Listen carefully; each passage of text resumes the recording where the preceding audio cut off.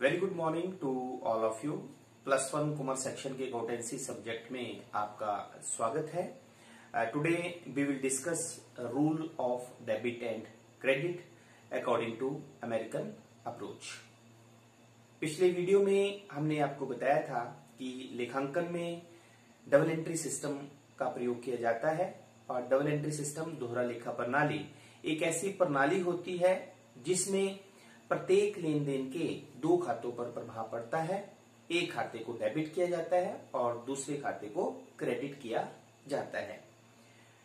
किस खाते को डेबिट किया जाता है और किस खाते को क्रेडिट किया जाता है और खाते के किस पक्ष को डेबिट कहते हैं, किस पक्ष को क्रेडिट कहते हैं, ये सभी कंसेप्ट जो है हम आज पढ़ेंगे। पिछले वीडियो में हमने आपको बताया कि डेबिट और क्रेडिट करने से संबंधित हमारे पास दो सिस्टम है, एक अमेरिकन अप्रोच है और एक इंग्लिश अप्रोच है। तो अमेरिकन अप्रोच के अनुसार हमने डिस्कस किया कि खाते जो हैं वो 5 तरह के होते हैं। संपत्ति खाते, एसेट अकाउंट, लायबिलिटीज अकाउंट, देयता खाते, देन इनकम्स अकाउंट, आय खाते, देन एक्सपेंसेस अकाउंट, व्यय खाते और कैपिटल अकाउंट, पूंजी खाते। खाता एक ऐसी सूची होती है जिसमें किसी भी व्यक्ति, किसी भी संपत्ति, किसी भी दायित्व, किसी भी आय, किसी भी व्यय से संबंधित एक निश्चित अवधि के सभी लेन देन एक ही जगह पे लिखे जाते हैं।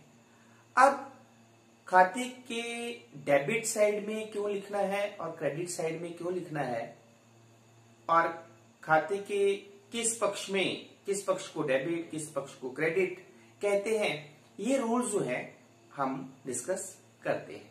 तो सबसे पहले डिस्कस करते हैं हम asset account.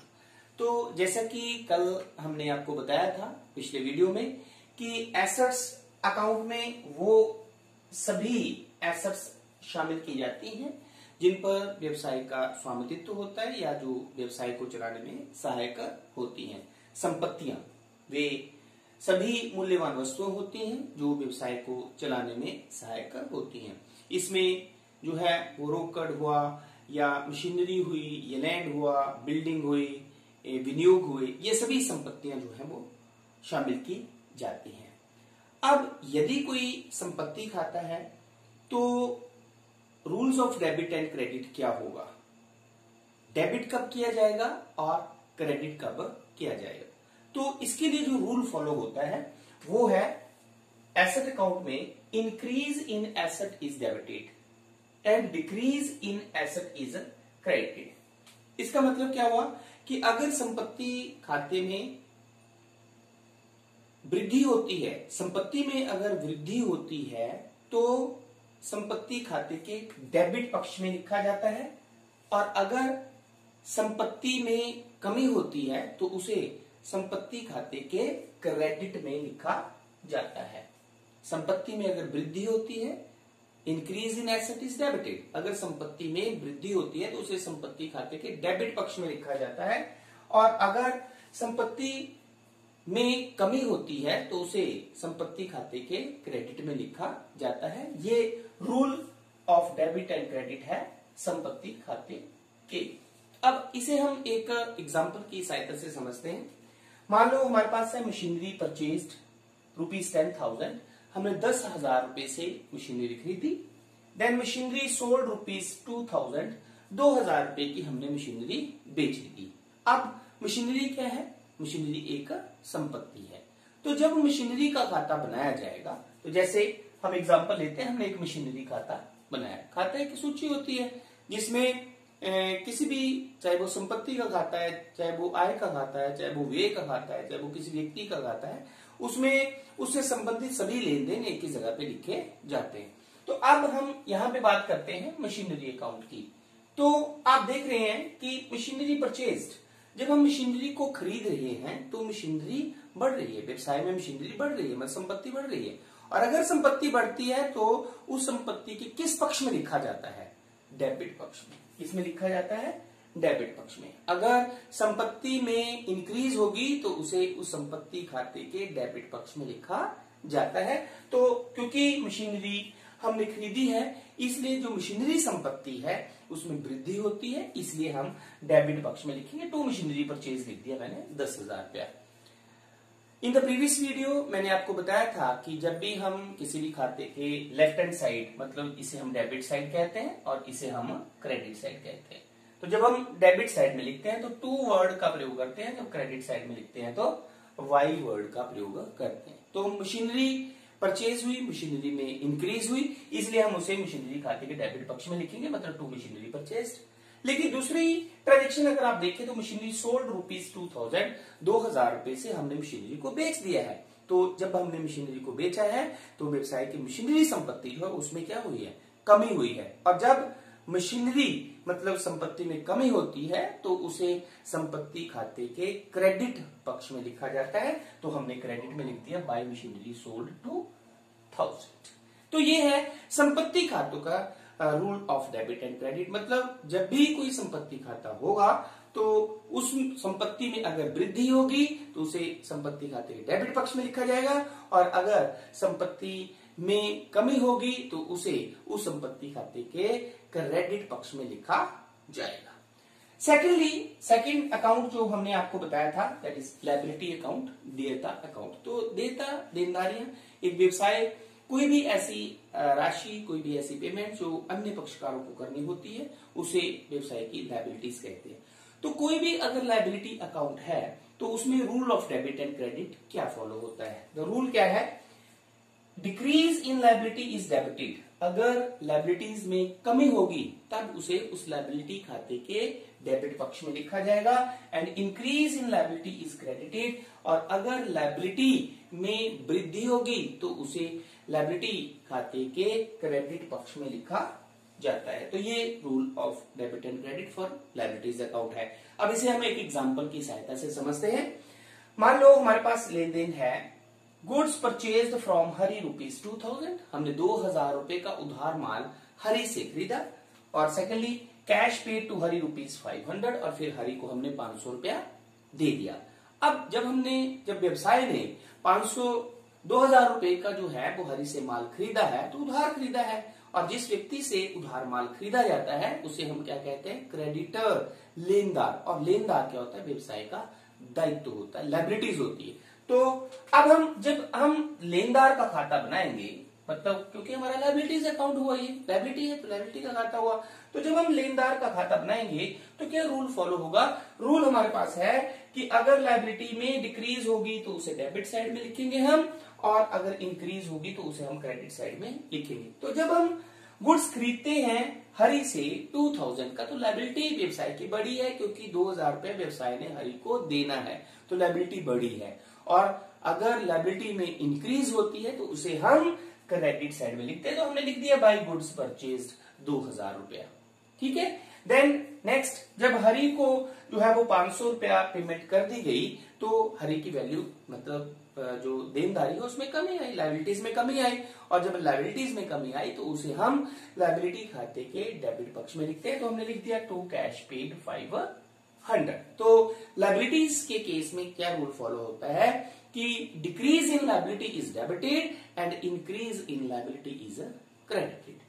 Then the third one is expenses account. तो एक्सपेंसेस में वो सारे खर्चे आते हैं जो व्यवसाय को चलाने के लिए, जिनमें व्यवसाय जो है वो व्यापार कर रहा है, जो गुड्स है उनको मैन्युफैक्चरिंग करने के लिए, व्यापार करने के लिए जो खर्चे आते हैं उन्हें एक्सपेंसेस कहते हैं।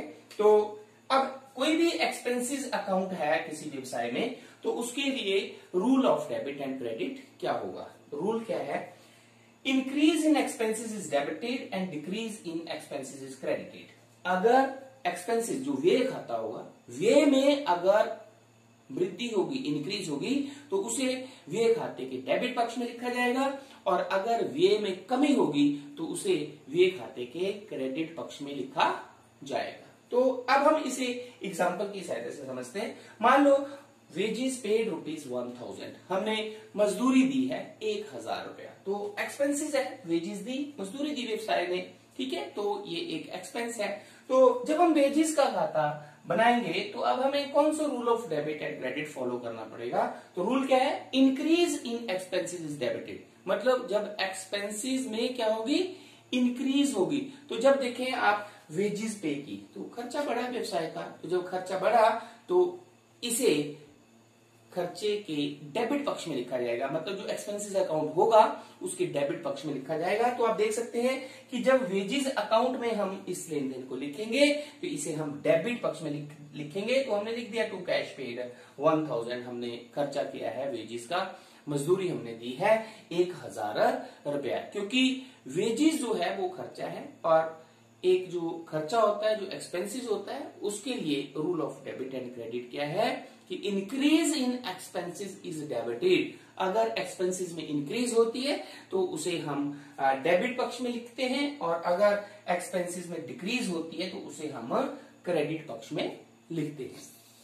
After that we have income account, तो आय खाता, आय एवं लाभ खाता भी कह सकते हैं। तो इनकम्स अगर व्यवसाय में होती है, किसी भी तरह की इनकम अगर व्यवसाय में होती है, तो उसके लिए जो rule of debit and credit follow होगा वो क्या है, decrease in income is debited. अगर इनकम में कमी होगी तब उसे हम डेबिट पक्ष में लिखेंगे, and increase in income is credited. और अगर इनकम में क्या होगी, आय में क्या होगी, वृद्धि, इंक्रीज होगी, तो उसे हम क्रेडिट साइड में लिखेंगे। इसे हम एक एग्जाम्पल की सहायता से समझते हैं। मान लो हमारे पास एग्जाम्पल है, एक लेन देन है, कमीशन रिसीव ₹500। अब 500 रुपया जो है वो व्यवसाय को कमीशन मिला। जब कमीशन मिला तो कमीशन क्या है कि व्यवसाय के लिए इनकम है, ठीक है। तो इनकम बढ़ी या कम हुई, इनकम बढ़ी है, कमीशन मिला मतलब आय बढ़ी।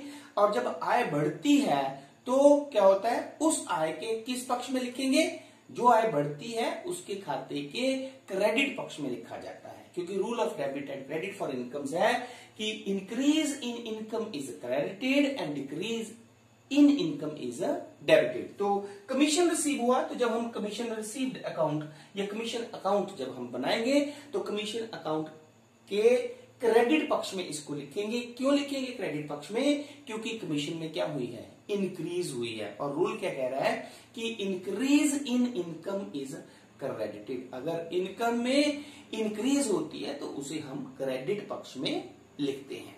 Then the last one we have capital account. क्या है, कैपिटल अकाउंट, पूंजी खाता जिसे हम कहते हैं। तो पूंजी जो है वो वह राशि होती है जो व्यवसाय के स्वामी द्वारा व्यवसाय को चलाने के लिए लगाई जाती है। तो अगर कैपिटल में इंक्रीज होती है तो उसे हम क्रेडिट पक्ष में लिखते हैं, और अगर कैपिटल में डिक्रीज होती है तो उसे हम डेबिट पक्ष में लिखते हैं। Means decrease in capital is debited and increase in capital is credited. तो एग्जांपल अगर हम लें तो हमारे पास ट्रांजेक्शन है, बिजनेस स्टार्टेड विद कैश 10,000, 10,000 रुपए लगाकर जो है वो व्यवसाय शुरू किया जाता है। तो जब व्यवसाय शुरू किया जाता है तो व्यवसाय की पूंजी जो है बढ़ती है, कैपिटल बढ़ती है। और कैपिटल का रूल हमारे पास क्या है कि increase in capital is credited. तो कैपिटल अकाउंट अगर हम बनाएंगे तो क्योंकि कैपिटल बढ़ी, व्यवसाय में पैसा आया तो कैपिटल बढ़ी, इसलिए हम इसे क्रेडिट पक्ष में लिखेंगे। तो हमने लिख दिया बाई कैश रिसीव्ड या बाई कैपिटल इन्वेस्टेड, कुछ भी लिख सकते हैं आप। तो 10,000 क्लियर। लेकिन दूसरी तरफ अगर आप देखें तो cash withdrawn for personal use, व्यवसाय के स्वामी ने अपने व्यक्तिगत प्रयोग के लिए जो है वो 100 रुपीज निकाले, ठीक है। तो जब 100 रुपीज निकाले उसने व्यवसाय से अपने व्यक्तिगत प्रयोग के लिए, जिसे हम ड्रॉइंग्स कहते हैं, इससे व्यवसाय की पूंजी क्या हो जाती है, कम हो जाती है। तो जब पूंजी में कमी होगी तो उसे पूंजी खाते के डेबिट पक्ष में लिखा जाएगा। तो इसलिए इस लेन देन को हम लिखेंगे टू ड्रॉइंग्स 100 रुपीज, ठीक है। तो ये है हमारे पास कैपिटल से रिलेटेड रूल। तो हमने सभी पांचों तरह के खाते डिस्कस किए और उनके rules of debit and credit भी डिस्कस किए। शॉर्ट में एक चार्ट के रूप में अगर आप देखना चाहें तो आप देख सकते हैं इसे कि हमारे पास 5 तरह के खाते होते हैं, assets, liabilities account, capital account, income account and expenses account. और अगर इंक्रीज होती है या डिक्रीज होती है तो एसेट्स में किस तरफ लिखते हैं, लायबिलिटीज के किस साइड लिखते हैं, कैपिटल के किस साइड लिखते हैं, इनकम्स के किस साइड लिखते हैं और एक्सपेंसेस के किस साइड लिखते हैं। तो अगर एसेट्स में इंक्रीज होगी तो उसे डेबिट साइड में लिखेंगे, और अगर डिक्रीज होगी तो उसे क्रेडिट साइड में लिखेंगे। उसी तरह लायबिलिटीज में अगर इंक्रीज होगी तो क्रेडिट साइड में, डिक्रीज होगी तो डेबिट साइड में। कैपिटल में अगर इंक्रीज होगी तो क्रेडिट साइड में, डिक्रीज होगी तो डेबिट साइड में। इनकम्स में अगर इंक्रीज होगी तो क्रेडिट साइड में और डिक्रीज होगी तो डेबिट साइड में। और उसी तरह अगर एक्सपेंसेस है हमारे पास तो उसमें अगर इंक्रीज होगी तो उसे हम डेबिट पक्ष में लिखेंगे, डेबिट साइड में लिखेंगे, और अगर डिक्रीज होगी तो उसे हम क्रेडिट साइड में लिखेंगे। तो इस तरह से आज के इस वीडियो से हमने जो है वो अमेरिकन अप्रोच के अकॉर्डिंगली अकाउंट्स कितनी तरह के हुए वो डिस्कस किया, और साथ में जो है वो उनके rules of debit and credit क्या है ये डिस्कस किया। तो आई होप कि आपको ये कंसेप्ट जो है वो समझ में आ गया होगा। Thank you very much.